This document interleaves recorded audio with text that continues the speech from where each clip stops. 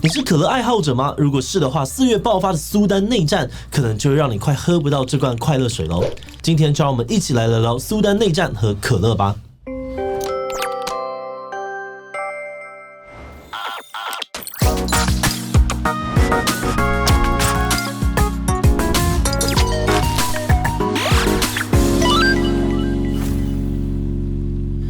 Hello， 大家好，我是志奇。2019年，非洲第3大国苏丹成功推翻了独裁30年的领导人，往民主迈进了一大步。结果撑了4年左右，今年的4月15日又再度爆发内战。截至5月底就至少造成了700人死亡，超过100万人流离失所。这场内战发生在苏丹的首都克土木，由临时政府的主席跟副主席所率领的2支部队激烈的交锋。那对我们来说，这个内战看起来好像离我们很远，但它可能已经悄悄的影响每个人的生活。除了邻近的国家需要开始处理大量的难民议题，其他重要的民生产业也受到了程度不一的影响，像是可口可乐百事可乐在内的碳酸饮料以及糖果还有美妆品的国际大厂们现在都非常的紧张，因为这场苏丹内战阻断了他们的关键原料供应阿拉伯胶。换句话说，如果内战持续，这些国际的厂商就会面临断货危机。有人推估，如果战争继续下去，那在半年之内可乐可能就会断货了。这就让我们很好奇好不容易脱离独裁的苏丹，为何短期内又再度的爆发内战？目前的战况如何？如果一直没有结果，可乐的断货危机又该怎么办呢？不过在开始今天的讨论之前，先让我们进一段工商服务时间。为了增加工作效率，你买了 iPad 却发现打字很难用吗？如果你有这样的困扰，千万不要错过 Shopaholic 的透明蓝牙键盘，它可以同时记忆3种不同装置，无论写稿或是笔记，都可以随时在手机、平板还有笔电之间无缝切换。它的重量只有大约240公克，不到巧控键盘的一半，还有磁吸式的设计，让你可以轻松带出门。而它透明的外观、可调式7彩 RGB 呼吸气氛灯，让这个键盘不只好轻、好用，还很好看。现在这个透明蓝牙键盘正在一起剁手集资选物电商独家贩售当中，原价2380元，结账输入77再折600元。7月底之前呢，全馆消费满2000元还能够免运。心动的话，就赶快点击资讯的链接，一起剁手吧。苏丹制的阿拉伯胶是可乐的关键原料。阿拉伯胶是一种天然植物胶，可以充当碳酸饮料食品、糖果、美妆品等等的稳定剂、增稠剂，还有乳化剂等等。对于可乐来说，阿拉伯胶可以让可乐里面的糖浆成分均匀的悬浮，不会沉淀到饮料的底部，是可乐不可或缺的存在。根据统计呢，全球阿拉伯胶的年产量是12万公吨，价值高达了11亿美元。而全球70% 的阿拉伯胶正是来自于苏丹，所以苏丹内战爆发不但会影响靠阿拉伯胶为生的当地人，还会冲击阿拉伯胶的交易市场。原本出口阿拉伯胶的苏丹港口挤满了想要逃离苏丹的难民，而许多的出口商供应商还有经销商都表示，现在他们已经停止阿拉伯胶的交易了。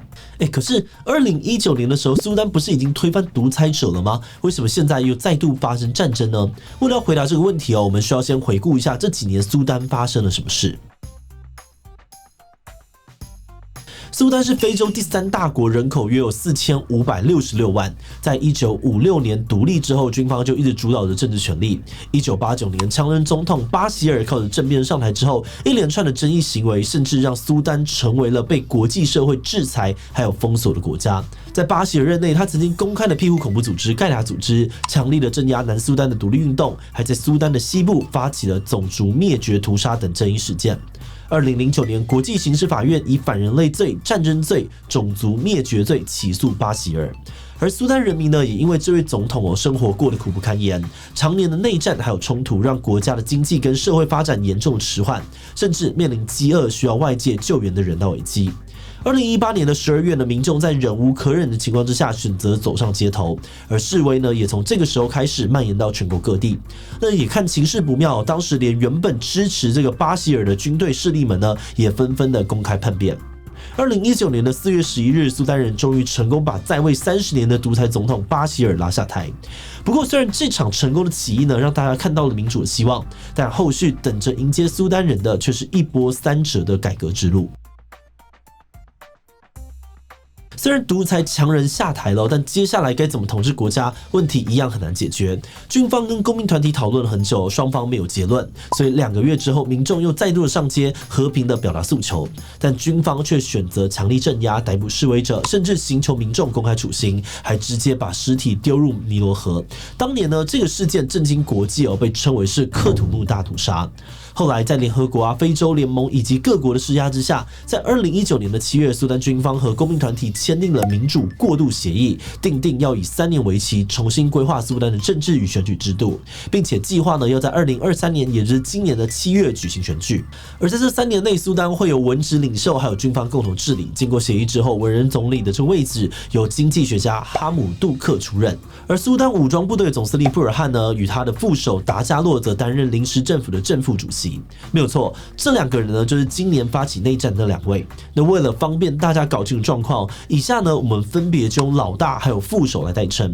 2019年的时候呢，老大跟副手各自带领自己的军队，公开对独裁总统发动倒戈。后来面对民众游行他们选择暴力镇压，接着呢，成为了临时政府的正副主席。但2021年的10月呢，2人又再度的联手发动政变，推翻文人总理。从那之后，苏丹的权力又再度的集中到了军方手中。而这2人呢，也因为各种问题闹翻，双方的这个对立逐渐的白热化。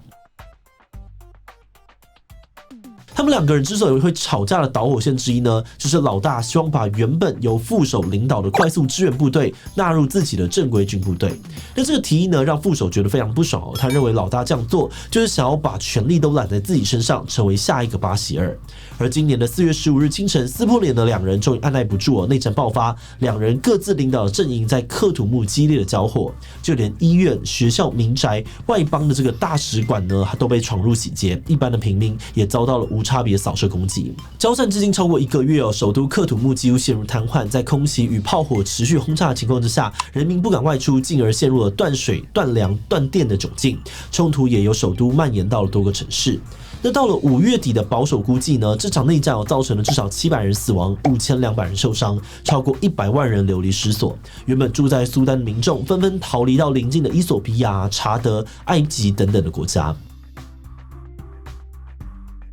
在这场内战爆发之后呢，两边其实有多次达成停火协议，但是双方都没有遵守规定，说好不打了，又不讲武德了，继续来。所以外界认为要停战可能没有那么简单。像《纽约时报》就分析认为，不管最后是谁获胜苏丹的政治局势可能都还是会非常的混乱，因为目前副手所领导的快速支援部队作战经验丰富，策略更灵活，现在也成功的占领了克土木的大部分地区。所以如果老大要赢那就必须要靠着空袭的方式逆转。但这样子呢，就算他们获胜，首都也几乎等于被全面的摧毁。那如果是副手获胜呢？这支部队过去恶名昭彰在2019年的冲突当中，他们就曾经公开的虐待民众、性侵妇女。所以不仅是这个苏丹人们，包含邻近的国家，可能都不会承认这个政权。换句话说，这场战争不管是谁赢，两者呢都不是民众想要看到的国家领导人。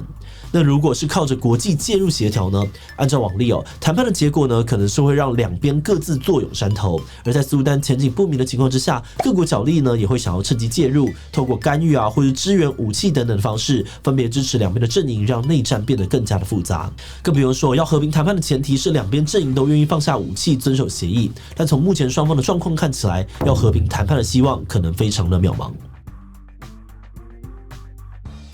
好的，那刚刚说了这么多让我们回到影片最开始的问题：如果内战一直没有结束，那我们还喝得到可乐吗？其实过去几十年来呢，苏丹就是一个冲突不断的国家，所以可乐厂商们呢都会预留3到6个月的库存，以备不时之需。那现在苏丹的阿拉伯胶难以出口，而且看不到停战曙光的这个情况之下呢，有相关分析就认为可乐可能很快的就会消耗完现有的库存，估计半年后会断货。那如果是这样子，该怎么办呢？第一个办法是寻找其他可以生产阿拉伯胶的国家当做替代方案。不过现有生产阿拉伯胶的其他国家呢，例如像是奈及利亚还有查德，他们的产量还有品质都没有苏丹这么好这么稳定。所以有些专家建议像可口可乐百事可乐这些需要阿拉伯胶的国际大企业，或许可以联合起来，共同的发挥影响力，想办法让政治力介入，协调停战，让供应链尽快的恢复。不过面对这场断货危机呢，目前几个可乐大厂们都还没有正式的对外回应，所以后续会怎么样，我们还是得耐心的等待看看了。